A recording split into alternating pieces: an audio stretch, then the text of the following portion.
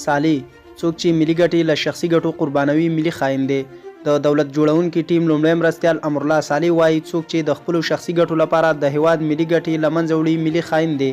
صالح پر خپله فیسبوک پاڼه لیکلي دي هر هغه څوک چې په هیواد کې د ولس پر مالونو او ځانونه درسیسي جوړوي مجرم بلل کیږي.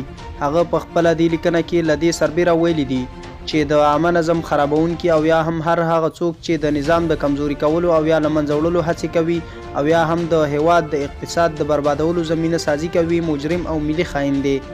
د دولت جوړونکي ټیم لومړی مرستیال امرالله صالح لیکلي دي چې د داسې اسناد په لاس لري چې له هغې څخه انکار کول ناشونی کار دی او دغو کړنو ته د ثبات او همپالنې ټیم لمن وهي. صالح زیاتوي کله چې پر وړاندې ثبوت راوویست نو لومړی خپل نوم بدل کړ او بیا یې ادعا وکړه چې دا د ثبات او همپالنې پر ټیم پورې تړاو نه لري چې ناشونې ده.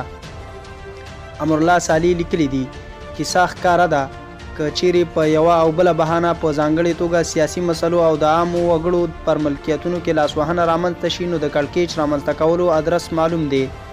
دا چې ځانونه خلکو ته واړه ورپېژني او ځان له دې دوسیې د باندې کړی دا د خلاصون لاره نه ده ځکه د افغانستان ملي امنیت خرابولو بهرنۍ او داخلي سرچینه معلومه ده. امرالله صالح وایي زه د دولتونو په مصلحتونو کار نه لرم ځکه په دولت کې نه یم خو په دې فکر کې یم چې باید ولس د شخصي او متضرره سیاستونو قرباني نشي.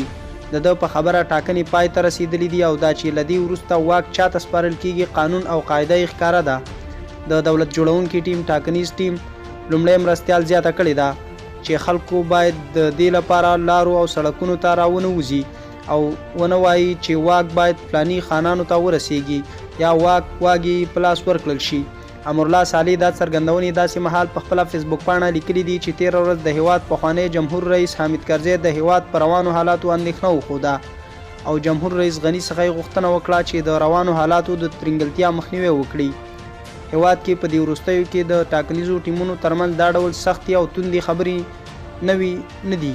هر ټیم هڅه کوي چې د مقابل ټیم په پرځولو لپاره خبرې را پیدا کړي خو ډیر قوي طور د ثبات او همپالنې پر ټیم په دې پورې کیږي چې د قوانینو خلاف د ټاکنو خپلواک کمیسیون د کارونو خنډ ګرځي او نه پرېږدي چې یاد کمیسیون خپل کارونه منظم پرمخ یوسي.